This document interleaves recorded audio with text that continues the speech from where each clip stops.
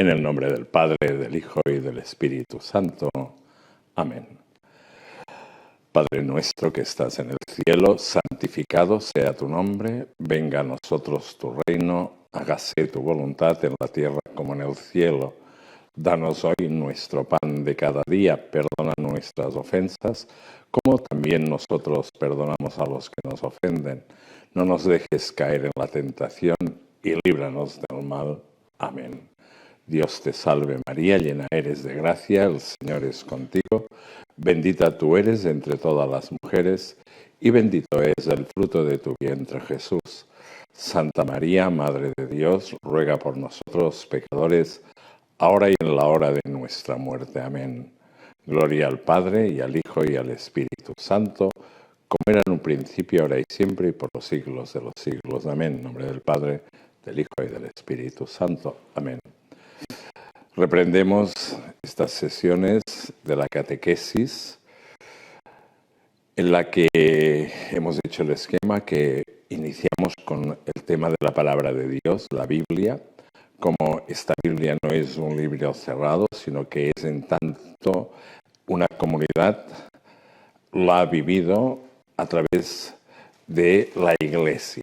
No es una palabra enlatada, sino que es sobre todo una palabra viva, una palabra que, proclamada en medio de la comunidad cristiana, pues se hace vida y se hace actual en nuestro corazón y en el corazón de toda la Iglesia. Luego remarcamos que en nuestra fe, precisamente, Cristo es la palabra que se ha hecho hombre, ¿no? Y que haciéndose hombre nos ha revelado precisamente quién es Dios, y nos ha revelado, además del misterio de Dios, también nos ha revelado el misterio del hombre.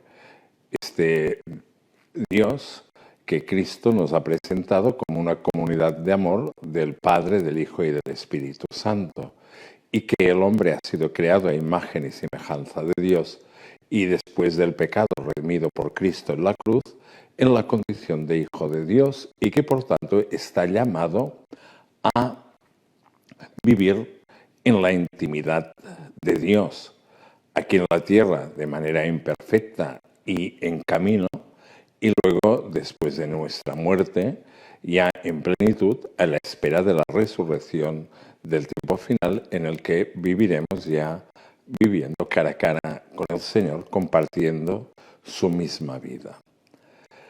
Por tanto, a partir de este esquema, iniciamos primeramente cuál es la fe de la Iglesia. La fe de la Iglesia que se fundamenta en la resurrección de Cristo, en el que Cristo pues, nos ha revelado que Dios es un solo Dios, pero que una sola naturaleza divina con tres personas, Padre, Hijo y Espíritu Santo. Y aunque todo es obra de la Trinidad, digamos, se personifica cada acción en una de las personas de la Santísima Trinidad.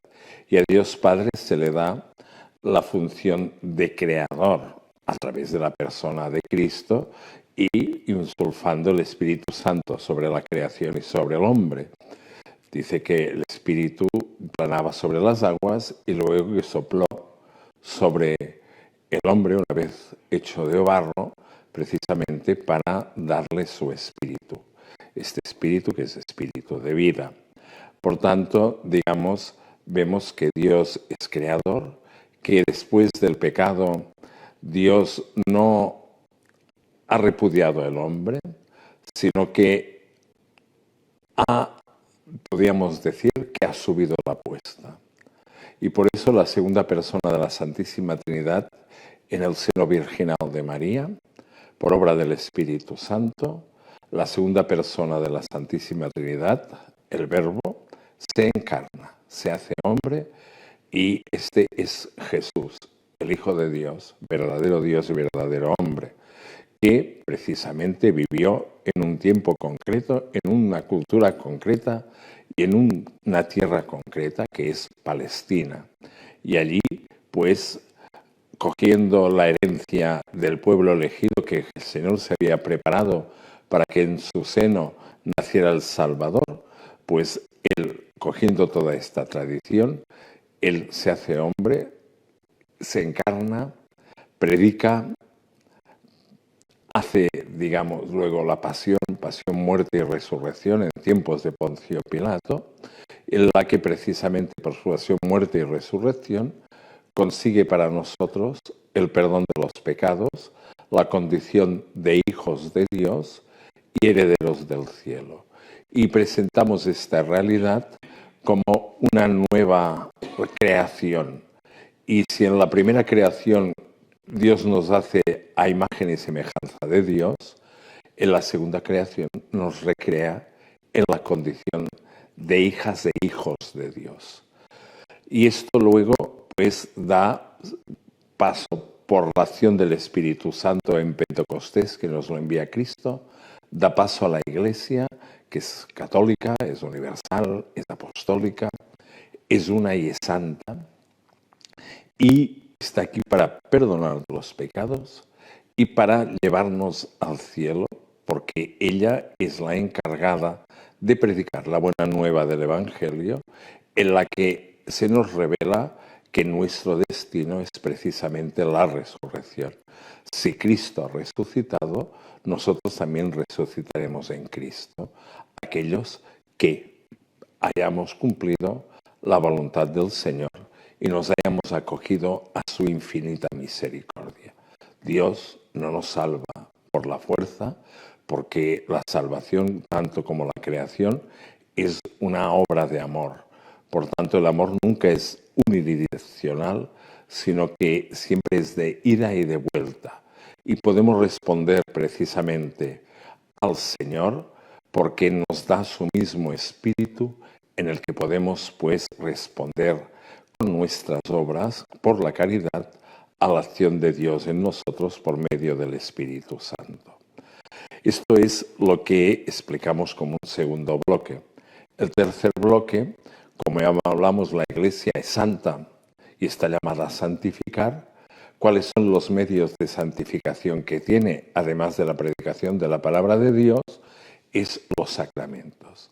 Y hablamos de los 7 sacramentos. Y hablamos de los sacramentos de la iniciación cristiana, bautismo, confirmación, Eucaristía, aquellos sacramentos de sanación, que son la confesión y la unción de los enfermos, y por último, aquellos que sirven para agrandar la vida de la Iglesia, que son el matrimonio y el sacerdocio, que tienen todos el mismo fundamento, que hemos sido creados para amar.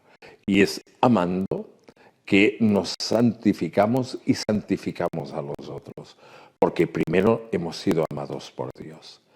Pero queda una realidad que es muy importante en la Iglesia, que no está fundada por Jesucristo directamente, pero que la Iglesia considera también imprescindible, que es la vida religiosa. Esta vida religiosa que tiene sus orígenes precisamente aún en tiempo de persecución, cuando, por ejemplo, San Pablo habla de las viudas, que es como una institución que una vez han quedado viudas, en lugar de volverse a casar, que no lo prohíbe San Pablo, pero dice que es bueno que dediquen y entreguen su vida por la Iglesia.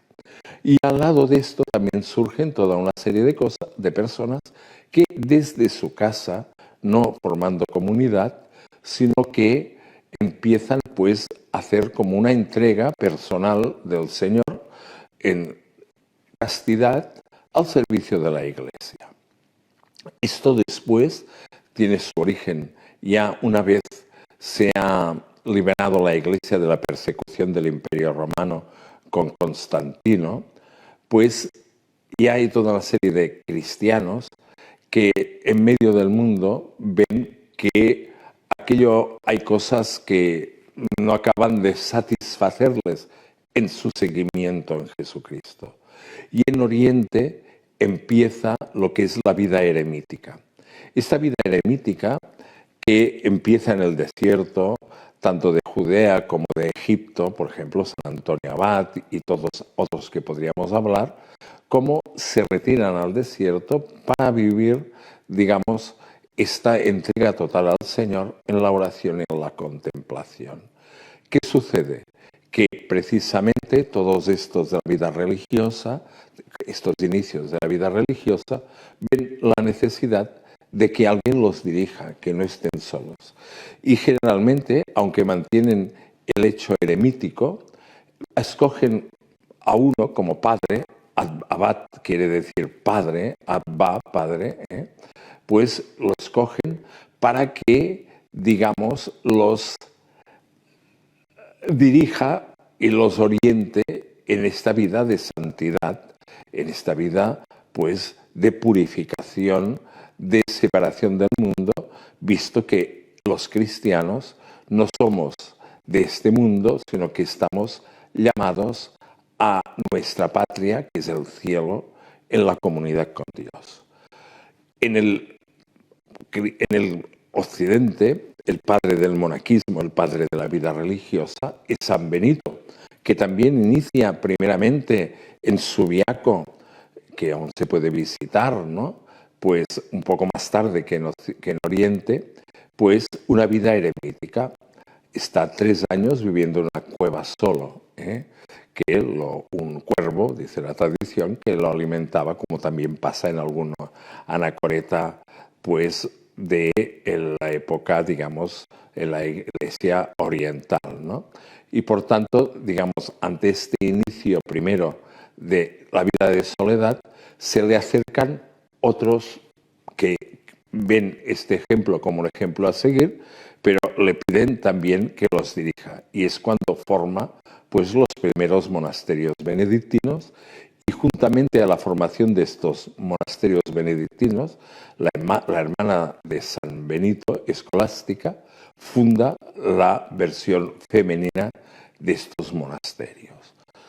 Por tanto, nos tenemos que preguntar, y esto, pues, a lo largo de toda la vida de la Iglesia han ido saliendo múltiples carismas que beben de esta realidad, de esta conciencia que nosotros hemos sido creados para el reino del cielo y que por tanto no tenemos que vivir según la carne, según el mundo, sino que tenemos que vivir ya aquí como herederos y miembros del cielo. Y esto evidentemente centrado en la Eucaristía, que ya es una, digamos, como una prueba o como un adelanto de la mesa celestial, como siempre, digamos, pues el Evangelio a Jesús nos presenta siempre el cielo como un banquete al que todos estamos convidados, ¿no? Hasta los cojos, es más, son los cojos, los mudos, los leprosos, todos que son signo de precisamente de los pecadores que somos todos y cada uno de nosotros, porque la Iglesia está aquí para la santificación de sus miembros y está formada aquí en la tierra, no en el cielo, porque han sido purificados por pecadores. Y esto, suerte, porque si no, el primero que tendría que marchar si la Iglesia fuera para los puros, pues, digamos, el primero que tendría que salir de aquí sería yo, ¿no? Después cada uno se sabe lo suyo, ¿no? Pero precisamente esto, ¿no?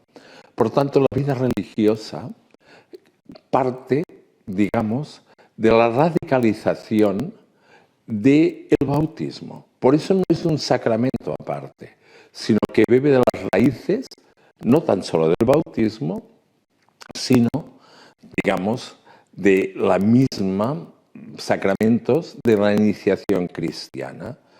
El bautismo, la confirmación y la Eucaristía, que son los ejes de la vida religiosa, para vivir precisamente ya de manera anticipada como ciudadanos del cielo. Y nos sirven a todos los cristianos que no tenemos la profesión religiosa para recordarnos precisamente esta realidad que no somos ciudadanos de este mundo, sino que somos ciudadanos de la Jerusalén celestial. Y esta es la razón de la vida religiosa en sus múltiples facetas en la vida de la Iglesia. Es una luz que nos indica precisamente aquello que estamos llamados todos a vivir, en la presencia de Dios, para que toda nuestra vida sea darle gloria a Dios. No quiere decir que nosotros tengamos que esperar la muerte para hacerlo esto, sino que ya también dentro de nuestra vida en medio del mundo estamos llamados a vivir como ciudadanos del cielo. Y esta es la función básica de la vida religiosa.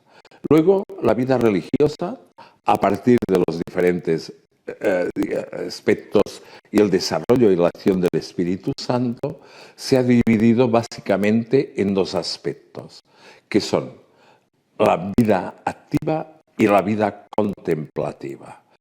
Y a veces, digamos, hay congregaciones que tienen, o familias religiosas, porque no son congregaciones, institutos, hay diferentes nombres y aquí no es lo importante, porque esto es anecdótico en el sentido de toda la visión de la Iglesia, sino que es una especificación canónica que a mí personalmente me se escapa, digamos, de esto y tampoco es fundamental, ¿no? Esto para los institutos y las congregaciones y las familias y todo esto, ¿no? No tiene, digamos, es importante para la vida y la especificación y el régimen de esta comunidad, pero no para explicar y como luz a todos nosotros de la vida religiosa, ¿no?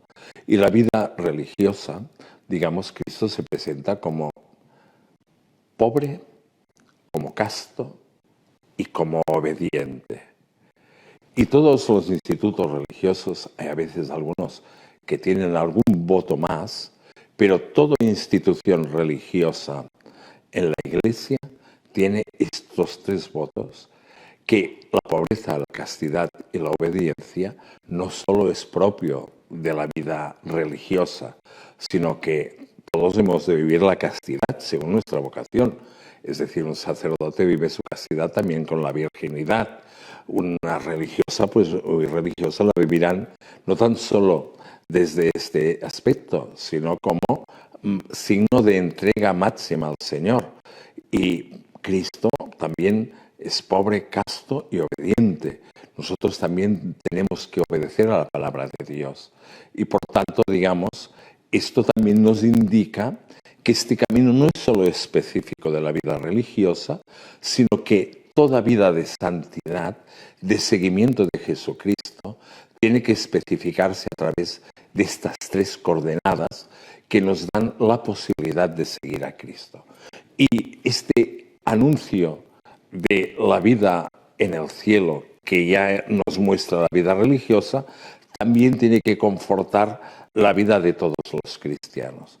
Por tanto, fijémonos que nos da luz para cuál es nuestro destino, pero también nos ilumina para que veamos cuáles son las coordenadas de nuestra vida para seguir a Jesucristo en la vida de la pobreza, que la pobreza no quiere decir miseria, sino que la pobreza quiere decir que uno lo tiene claro, que todo lo ha recibido del Señor para ponerlo al servicio de los hermanos y a la santificación de toda la Iglesia.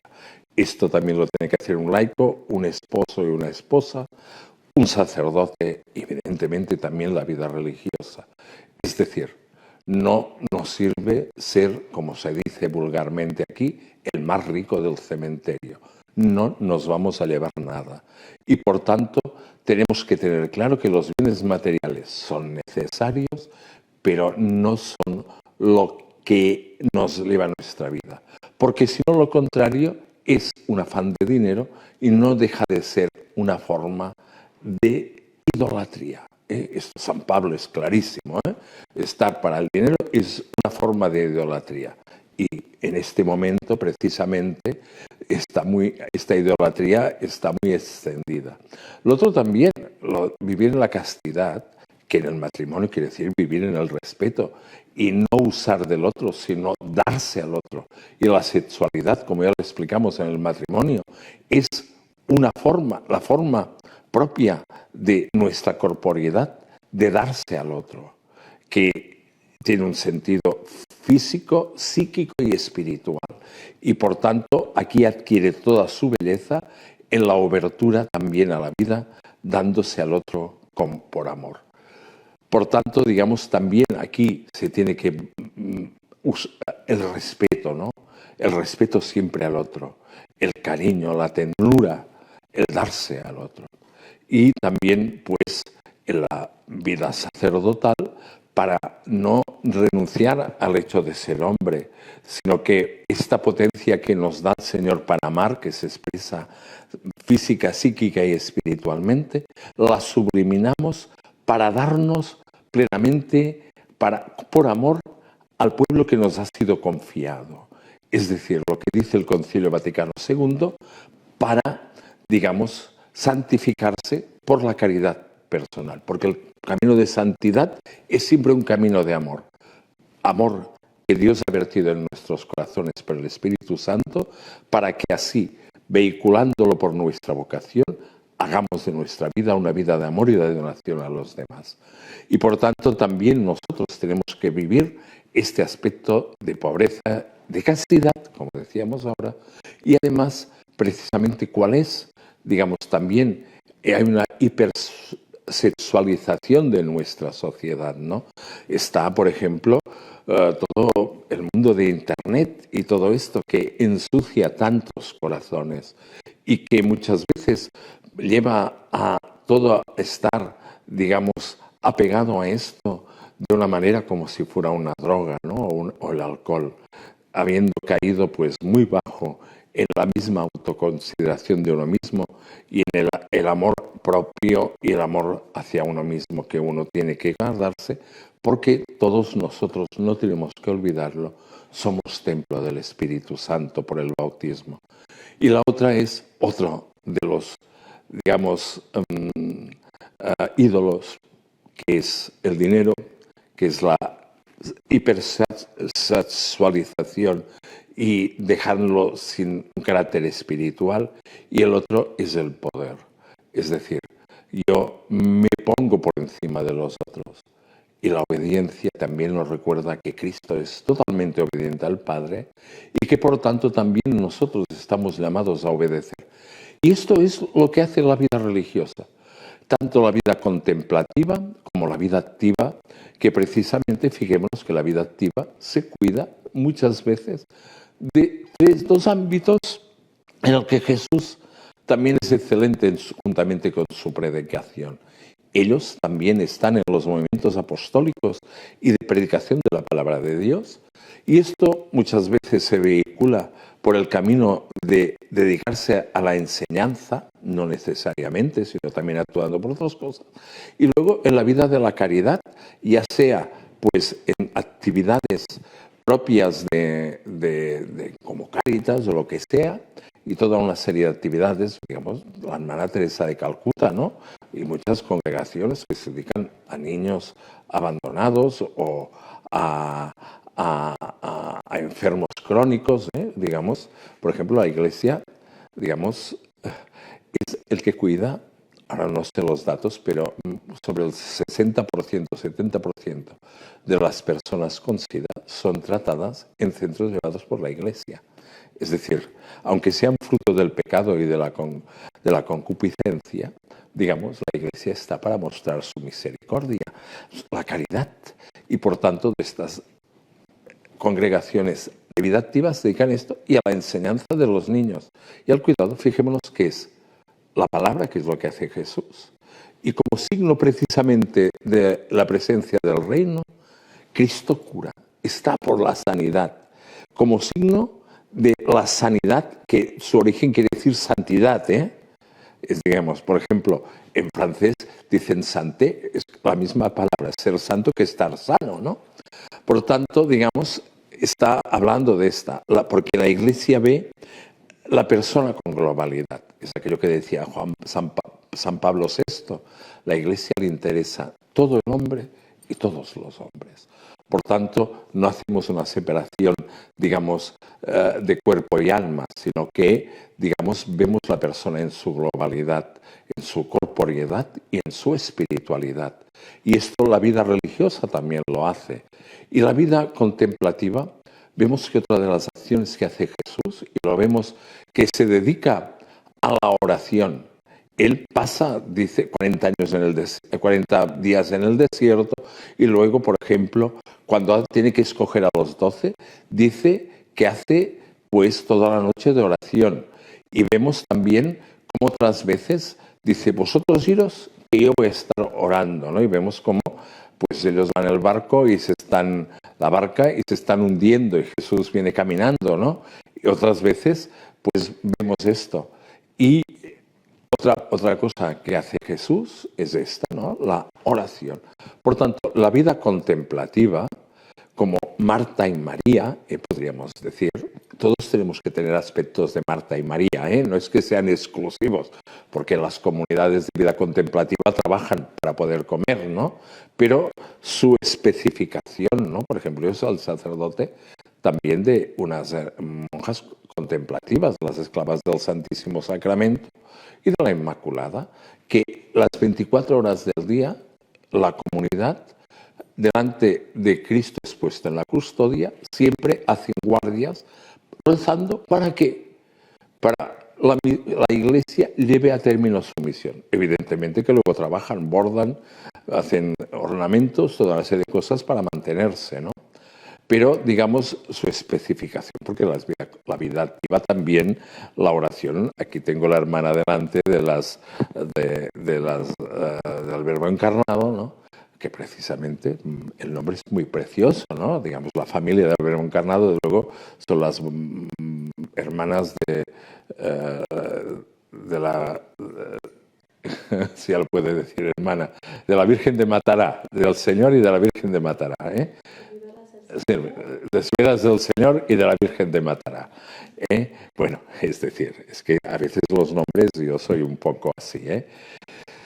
Pero digamos esto, ¿no? Pues ella también reza muchas horas, ¿no? Está en una vida activa, pero sin la oración, sin la vida de la oración, de ese trato personal con el Señor, no hay vida cristiana. No es que seamos tan separados, pero es el acento, ¿no?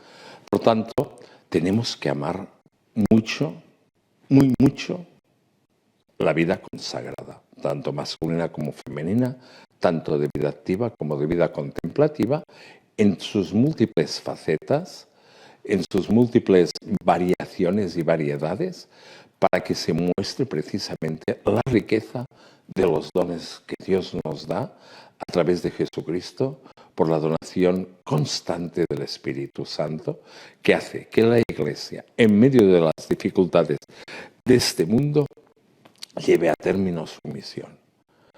Esto es lo que hoy quería decir, no sé si me es pasado del tiempo, pero que siempre y en todo momento, pues recemos para que haya no vocaciones, sino muchas vocaciones a la vida consagrada. Ya las hay, ¿eh? Lo que pasa es que hay mucha cera espiritual en los oídos de muchos, ¿eh? Y son, digamos, quedan ahogados por los ruidos de este mundo y somos incapaces de descubrir la acción de Dios en nuestra vida. Demos gracias al Señor por haber, digamos, hacer nacer en la Iglesia la vocación a la vida religiosa. En el nombre del Padre, del Hijo y del Espíritu Santo. Amén. La próxima semana ya iniciaremos la moral de la Iglesia, ¿eh? Digamos, qué tipo de vida estamos llamados a llevar los cristianos bajo la perspectiva de los mandamientos y de las bienaventuranzas. Hasta la próxima vez.